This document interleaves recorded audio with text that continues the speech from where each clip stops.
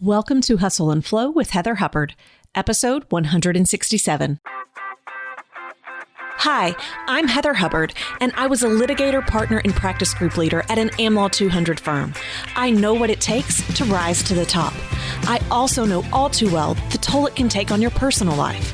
So how do you shine bright without burning out? How do you embrace your ambition without selling your soul?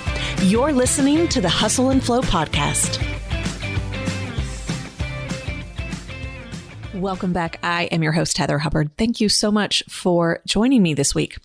Today, we're going to be talking about changing plans. We have dealt more with things changing this year, I think, than any other year. So, I think most of us, if we have lived long enough, we have had those years where unexpected things come up in our lives. It might be divorce, death, loss of a job, something else where, our best made plans simply have to change. But everyone, and I mean everyone, is having to deal with this collectively this year. And on top of that, it's a bit of a moving target. The only thing that we know is that we don't know what's coming. I mean, that is the most certain thing that we know right now, is that every week, every month, it's a different story. We literally have no idea where this is going, and we have no idea about timing.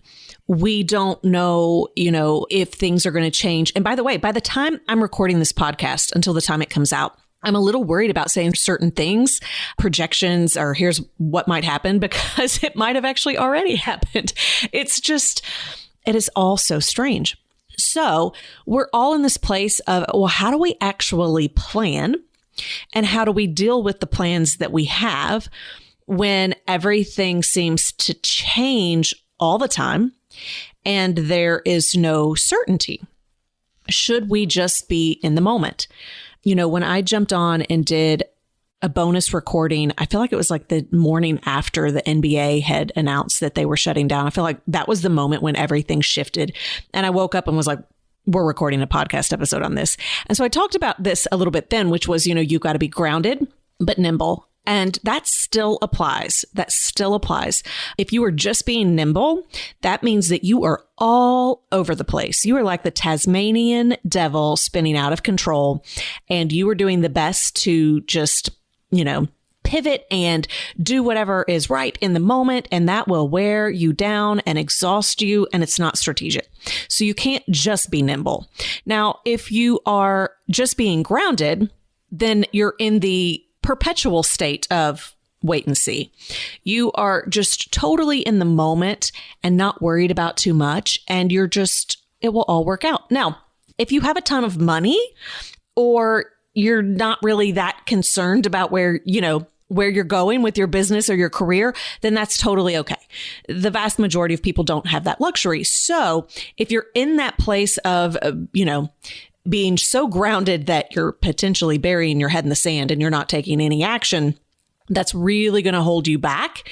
And it's going to put you at a disadvantage when everything is fully up and running again, because others will have surpassed you and been working on their positioning, and, you were just taking a break. Now, if you need that break, if you're being intentional about it, cool. I'm all for that.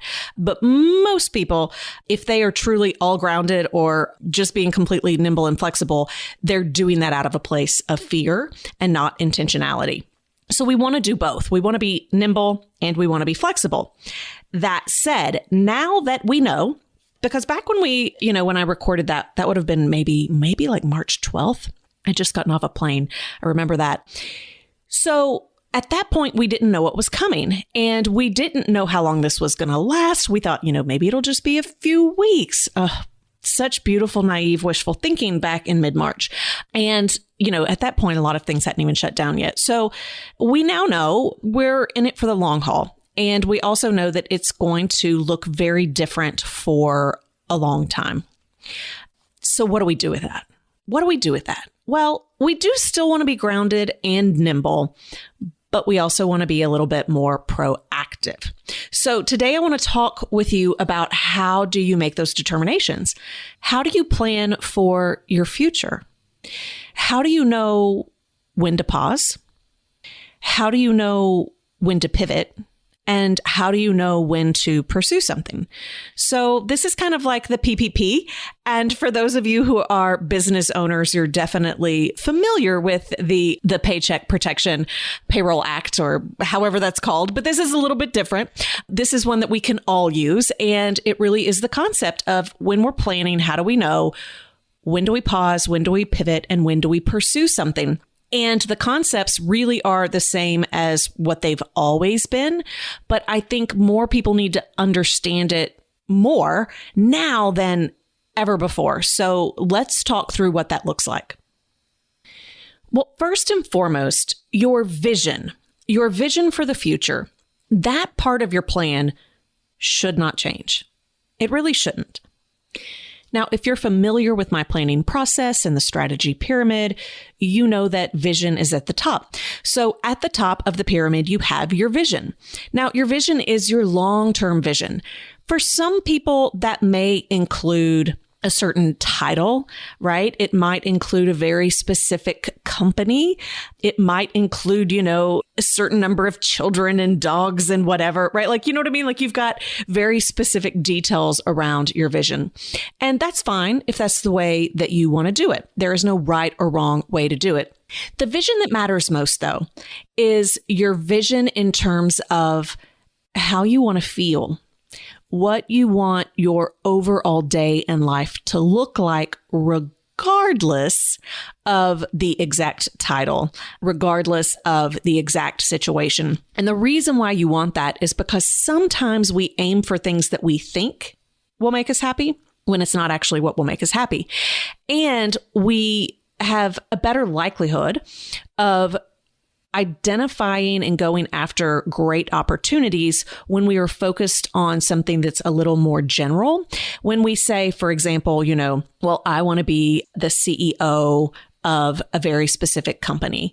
And if that is your vision, then when opportunities come along for you to maybe be the CEO of another company, you're like, oh, well, that's not the vision. When it's like, but it still might have got you what you were ultimately trying to achieve. So I would encourage you to not put too many labels on your vision, but the vision itself of what you want your life to look like, how you want to feel, what your day-to-day looks like, what your lifestyle looks like, that really is the core of your vision. And if you have a vision for your company, if you are a business owner, it's a similar concept. What are you and your clients and your employees like? What are you feeling? What is the purpose? What is the why? What are you trying to achieve? Not in terms of even dollar amounts or, it might not even be the same service or product line, but it's what is the overall feeling and what are you doing it for to begin with, right? That is the ultimate vision. And that's why whatever we're going through this year, however long this lasts, the vision really shouldn't change, because if you no longer want those things, then did you not really want them before? Or are you now just saying to yourself, well, that's no longer possible? And that's a major red flag, because sometimes we say, well, that's not possible in order to protect ourselves. And so we're like, well, I don't want to get hurt if I can't actually achieve that. I'd rather lower my standards. And then that way, I'll be happier.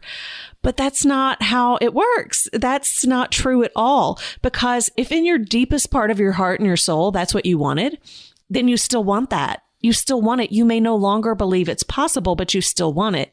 And the interesting thing is that, if you thought it was possible before, someone else might not have thought it was possible.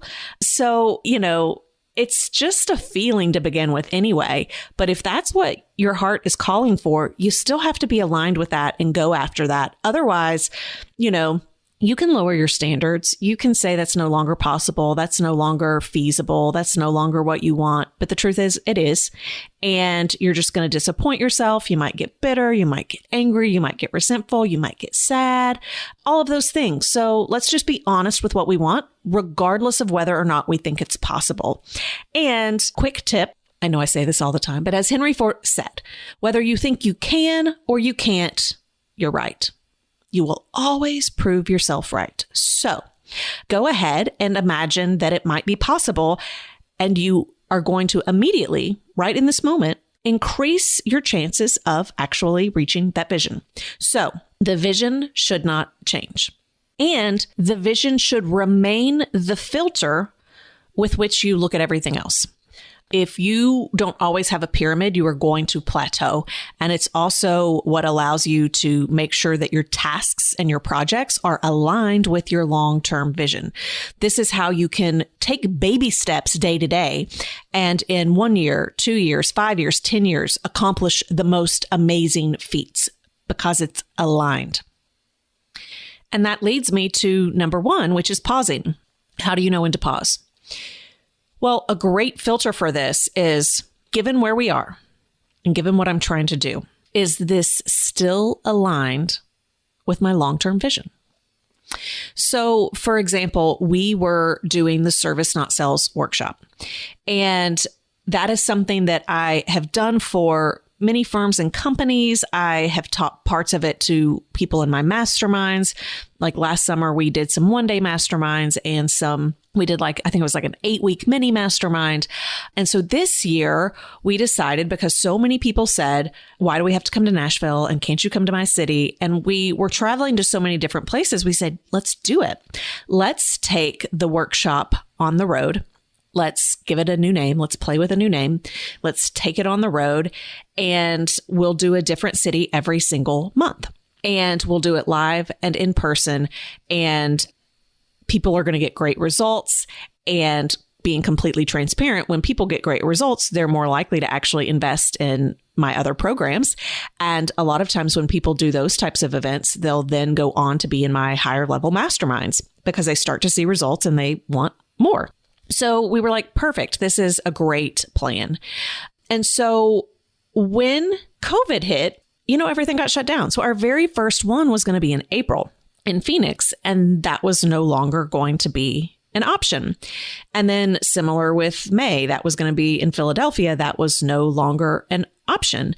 And as we were looking at each city and each state, we were trying to figure out, okay, what are we doing with this? And it really is how do we stay grounded but nimble? And we immediately went to pivoting because, especially then when we didn't really know how long this was going to last, it was like, let's just pivot. Let's do the obvious pivot. And that is to make this virtual, because I have an online business.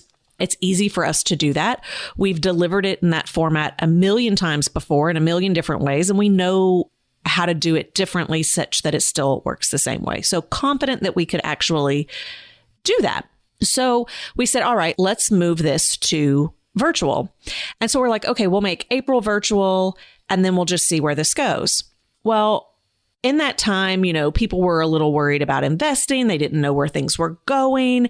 And then we're like, well, what are we going to do with May? And should we turn that virtual? And so then we're like, okay, are we going to go ahead and make every single month virtual? And then we had to pause.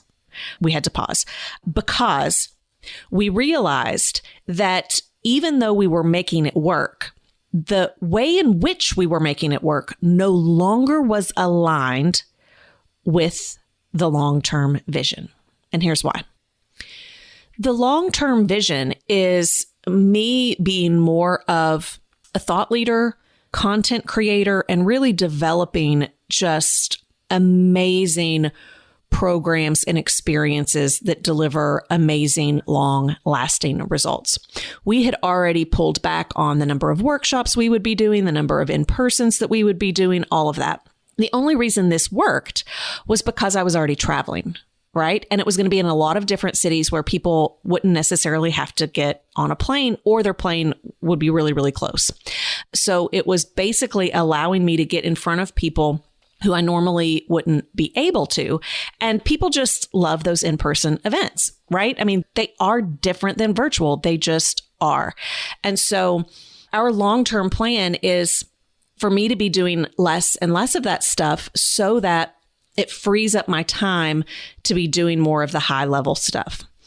And so from a marketing perspective, it worked. Well, if we're going to now move to all virtual every month, well, now I'm not selling to different groups of people, right? It's not different regions. I'm now selling to the exact same people, and I'm giving them the exact same thing every single month. And so do you really want to hear about this workshop for 6 months in a row? And are you really going to, you know what I mean? Like, are you really going to be interested in hearing about why you should sign up this month when in your mind you're like, well, I don't know what things look like right now. I'm going to wait in a few more months. And I'm having to deliver the same workshop each and every month. And yeah, it's the same concept of, well, you were going to be doing it anyway. But the truth is, I doubt that those will convert the same way as they would have before, especially given the economy and basically our entire strategy and approach behind it, which I'm not going to go through. But that strategy was not going to be as effective in how we would be shifting it virtually. People would still get the same great results, but it didn't match up with what we were trying to do with our long-term pipeline. And so then we were like, okay, well, then maybe we just need to pause. Maybe we just need to pause. And so this is how, and I'm going through this example because I want you to see how we kind of think through things and how you can do it yourself, which is if you've immediately started pivoting, it doesn't mean that you can't go back and pause. I get that pause is actually number one, and I'm kind of talking about pivoting, but many of us went straight to pivoting. And what I want you to know is just because you pivoted doesn't mean you have to continue with that. Right? It doesn't mean you have to continue to pursue what you've already pivoted on. You might need to actually pause the pivot that you started. Just because you can do it and just because you can do it well doesn't mean that it makes sense any longer. Okay? So anything that you've done so far where you have pivoted, I want you to take a pause and say, does this still make sense? Is it still aligned? And there might be a tendency to think, well, it doesn't really matter what I want in this moment. I am just in survival mode. And so I will do anything and everything that is required just to survive. And obviously there is nothing wrong with surviving. We all want to survive. That is a good thing. Just make sure that you are not in survival mode when you're not actually needing to be in survival mode, right? I've seen so many people who actually are not presented with a situation where they need to go into survival mode, and yet they're going there anyway. Like they're going ahead and shutting down and going into, I'm just surviving, as opposed to looking at, can I still thrive? And it's a dangerous mindset, because the thing is, you do it because you're like, I'm trying to be safe. I'm trying to be risk averse. I want to be secure. But similar to the concept of burying your head in the sand, you'll get through it. But you have held yourself back, and you're going to have more, you're going to have to make up more room when things get going again. And it could be that you could have still been just as safe and secure if you were still putting yourself out there and being a little bit riskier. So I'm not, each person has to make their own decisions, but I see a ton of people in survival mode and there's just no need to be there yet. So it's still okay to say, is this what I want? We are not yet in the place where it's like, what I want doesn't matter. So you might want to go back and listen to episode 118. I recorded this last June, came out June 4th of 2019, where I was talking about my own need to reset. And so this is something we should always be doing, regardless of whether we're in a pandemic. And that is constantly checking in to say, am I still aligned? And not only is it still aligned with the vision, right, from like a planning strategic perspective, but am I still aligned in my heart and soul? What is my body telling me?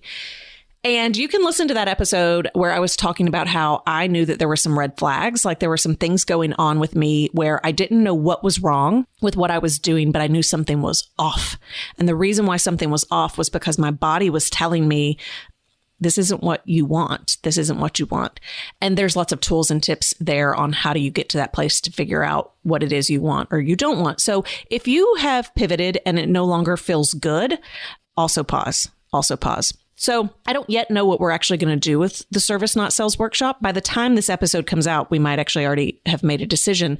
But we decided, let's pause to figure that out. So we decided, okay, all of May, we're not really even going to be pushing or promoting it, and we're going to leave it as is, but we're going to create space to really get clear on what makes sense for us, both in terms of what do we want and strategically what actually is still aligned with what we are trying to achieve long term. So the pause really is about, is this aligned?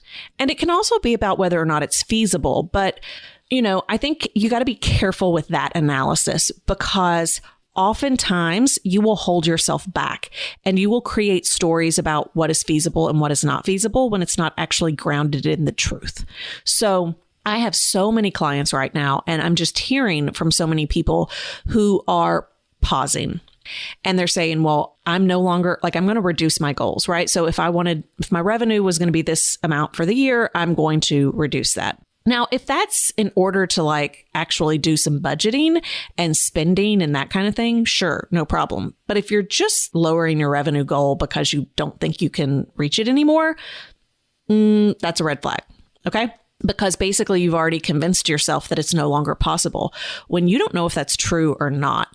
This kind of goes back to the survival mode. It's amazing to me how many people are telling me things aren't possible right now, and they are literally just making things up. They're fears, and I get it. But if you were thinking, well, you can't do that right now, or my client's not open to that right now, or the market is not in a position to deal with that right now. If you have all of these stories about I can't, or other people can't, or other people won't, just know that those are indeed stories. Those are excuses. And it might be right, but you don't know if that's right. That's not actually been established. So you can flip that and say, well, what if I'm wrong? What if everything I'm thinking is wrong? What if the opposite is true? And if the opposite was true, then how would I go about it then? And you're doing that just for the purpose of being willing to brainstorm and be willing to see different things. But don't be reducing your revenue goals. Don't be immediately saying that stuff is no longer possible just because of the pandemic, because I can tell you, there are people out there who are crushing it. There are people out there who have had a little bit of a dip, but they're getting creative. And then there are others who have completely dried up. And it's because, of outside circumstances. But in many, many situations, it's because they literally stopped putting themselves out there. Seriously. And I think I said this on an episode before, and I've been saying it on social. Please, please, please do not become a victim of your own circumstances. Don't create it.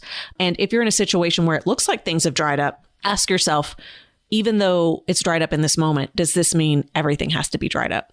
And often the answer is no. So the pause really should only happen if it's no longer aligned or if it's no longer feasible. And if it's no longer feasible, you then want to go through the analysis of, is there still a creative solution? And then that leads you to the pivot, right? But in most cases, don't pause just because you're afraid. Don't pause just because you don't have the answers. Don't pause just because you feel as though things are no longer possible. All right, so pivoting, and we've actually already talked a lot about pivoting, so I won't spend as much time here. But when it comes to pivoting, it really is, okay, if we are still aligned, how am I coming up with that creative solution? And that's where you have to brainstorm and get creative. If you are trying to pivot from a place of desperation, if you are trying to pivot from a place of forcing something, it is not going to work well. It might kind of work, but it's probably going to be hard on you and your team, and your clients and customers aren't going to be as excited about it because they're going to feel it in your energy. That is always the case for me. Always, always, always. If I'm not excited about something, if I don't have passion behind it, it shows. People feel it. They hear it. And it's funny because, I'll still occasionally do it, right? Because you're just in the mode of thinking this is what we've planned and this is what we have to do. And it never really works out because of that. So you're still looking for alignment, just as we discussed, but then you're looking at, is this the best approach? And are there alternatives? So anytime you're dealing with a plan and you're working on a strategy, and so when you're in that pyramid, the one below vision is strategy, and strategy is really, really important when it comes to the pivot piece. I mean, obviously, when you're trying to determine, am I pausing? Am I pivoting? Am I pursuing? It's all strategic, but pivoting is the most strategic one because sometimes you'll be doing something and it's not working. And so you have this tendency to say, well, that's not working. And then you just throw it out the window and you're, immediately pivoting, not even pivoting, you're just doing something brand new. And sometimes it's just that there was one thing off. It's not that the whole thing was wrong. There was just one tiny thing that was off. And being willing to, one, stick with something, to actually give it enough time to give you feedback of, is this really working? Because a lot of us are really impatient. I mean, I'm impatient. Most of us want immediate results. And if we don't get the immediate results, especially if we put a lot of, sweat equity into it, we put our heart and soul into it. When it doesn't work immediately, we're just like, well, that didn't work and that's terrible. And I don't want to, and it's like, get it, totally get it. I have so done that on things before, but being willing to continue to put in the sweat equity, to really test it, to stick with it long enough, even when it's uncomfortable. And you're like, but I have to have an answer. I have to have a solution. And this is where that desperation comes from. You make poor decisions and you don't see things from a neutral place. And so then it's not as strategic. So being willing to let it go long enough to really get the feedback that you need and make sure that you're looking at data points, you're looking at metrics, you are talking to people to truly get that feedback to figure out what's working and what's not working. And then you want to test changing like just one thing. And this is where with pivots, it really is more of a marathon than a sprint. But in a time like COVID-19, it can feel like it needs to be a sprint. And I think that kind of felt like the case back in March, April. But now that we know that this is going to be going on for a long, long time, making really rash decisions and constantly changing in the moment, it's actually going to hurt you in the long term. And when you might be cash strapped or you're concerned about revenue, that's where that desperation comes in. And there can be a tendency to feel like, well, I've just got to do anything and everything to make things work. But the problem is the doing anything and everything is actually not a good strategy. And that probably won't actually pay off. We tend to think, well, if I'm taking action and if I'm changing things, then I'm more likely to get a different result. But the truth is, being able to actually have that neutral perspective and watch it a little bit and really dig into the issue and strategically pivot just one little thing or two little things and then see how that's going before you pivot again, that's going to get you the same results. So, very similar to what I was sharing before, when we were doing the Service Not Sales, I was putting all of these, I was like, okay, well, we're pivoting and we're going to be going to virtual now. And when you do virtual, it's a different strategy. And so the strategy on that is we're going to have to move to Evergreen. We're going to have to move to webinars. And I know how to do all of that stuff. So I went straight into the, hustle mode of, and let's get all of this set up because this was going to be our main revenue stream. And we have to pivot in order to keep the revenue coming in. And when that was your plan, right? So you've got the plan of this is how my revenue is coming in for, this month, next month. And that is no longer possible, right? Because mine was an in-person event that is no longer possible. So that revenue stream is going to go away unless I pivot. So I start to pivot and I'm doing all the things in order to make the pivot. But it wasn't as strategic, right, as it could be because I was looking at it mostly from the perspective of bringing in the revenue. And so it can be a very scary and hard decision to say, we need to create space around this because the truth is, and this is what we decided as a team is the amount of effort that we were going to expend to get this new, marketing and sales set up in order to push that out. It was going to take up so much time and energy, right? Well, when you're doing something, it feels like you're taking action. Therefore, you're more likely to get results, right? And in many ways, that's true, but it needs to be strategic action. And so when you say, well, we're going to pause and we're going to create space and we don't know what we're actually going to be selling or when, that becomes a lot scarier. But creating the space gives you time to be really strategic and to really look at what's going on and to really talk with your customers and your clients and to really think about that long-term aligned perspective. And here's what I'll tell you. At the end of the day, this is my prediction. Of course, who knows what's true because what actually happened because we're not pursuing the one. But at the end of the day, I am confident that we still would have made the same amount of money because when you are throwing something together, when you are rushing something, when it's coming from a place of have to, when you consider the energy and everything else behind it, you're still probably going to make the same amount of money as you would have if you would have just stopped, watched the data, watched the metrics, and were super strategic about what you were going to put out there because it's going to be more thought out, right? So, but part of that's the art of trusting yourself and trusting that you can pause in order to make a better pivoting decision. So as you can start to see, all of these go hand in hand, and there really is no, and if this, then this, then this, then this. That's not how it works. It's not an equation. You're really thinking through the same thing through every piece of the pause, pivot, and pursue. But once you do pivot, right, and it was a well thought out pivot, it is an intentional pivot, you should know what you were looking for to see if it's working or not working. And you need to really be focusing again on your customers and your clients and paying attention to your industry and figuring out what are the little things that you can tweak, as opposed to saying, well, that didn't work, and throwing it out the window and then pivoting again. If you are in that constant place of pivoting and being nimble and being flexible, again, just picture Tasmanian devil. And I don't really think that's what you're going for. I think you can see that that's kind of a disaster in the making. And then last, pursue. How do you know when to pursue? And this might seem the most obvious, because it's like, well, if it's working well, just keep doing it, right? Just pursue that. That makes sense. And so, yes, if you're in that situation, obvious, no problem. But most people aren't going to be in that exact situation. They might be in a situation where their revenue has dipped. And so when your revenue dips, there can be this thought of, well, I need to pivot. But it could be you just need to double down and pursue, and maybe not even in a true pivoting way. Now, maybe there's one or two things that you need to tweak, but is that a true pivot? I don't know. Doesn't really matter, right? We're just semantics at this point. But if you were working on, an offering, or so let's say it was in the works and you might want to pursue it. But many people will think or say, well, it's not appropriate anymore, or people don't want that anymore, or this is going to be better for later. Well, that might not be true. And if you have no hard evidence or data that is saying that, it's really more of your own fears, then that might be a great place to continue to pursue, just to see what happens. So in the same way, when you're pivoting, when you give things space and time and really just dig into the metrics, the data, and have the conversations with, the people in your community, that's going to let you know what's resonating and what's not resonating. Let's say you already have something out there, but the revenue has dipped. Well, you want to look at, why has the revenue dipped?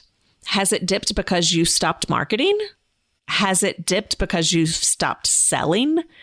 Has it dipped because most of your clients don't even know that they can still hire you?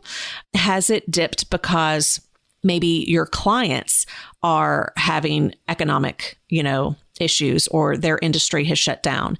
And then again, this goes back to, you should be having conversations with them, and you should be looking at the projections and the conversations around what that industry looks like.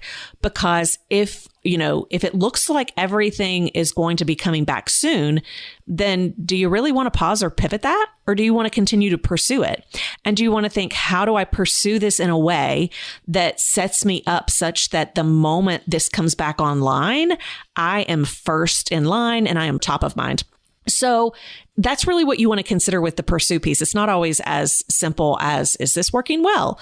It could be that you just need to double down. Maybe you had plans related to a few different things. And if you're going to pause one, pivot another, maybe you take something that was working, right? And you're like, well, what would happen if I doubled down on that? Even if the revenue has dipped, if you double down on it, it still might make a difference where the revenue increases, because you're putting more time, effort, and energy into it. So this is where you really have to dig in and look at things. I know, like with my mastermind clients, depending on what they're doing, like I want numbers. I need to see the numbers. And oftentimes they don't know the numbers and maybe have never looked at the numbers before, but that's what you have to do. And I know I'm mostly talking about this from a business perspective, but this is true for your career. This is true for personal goals. Look at your alignment.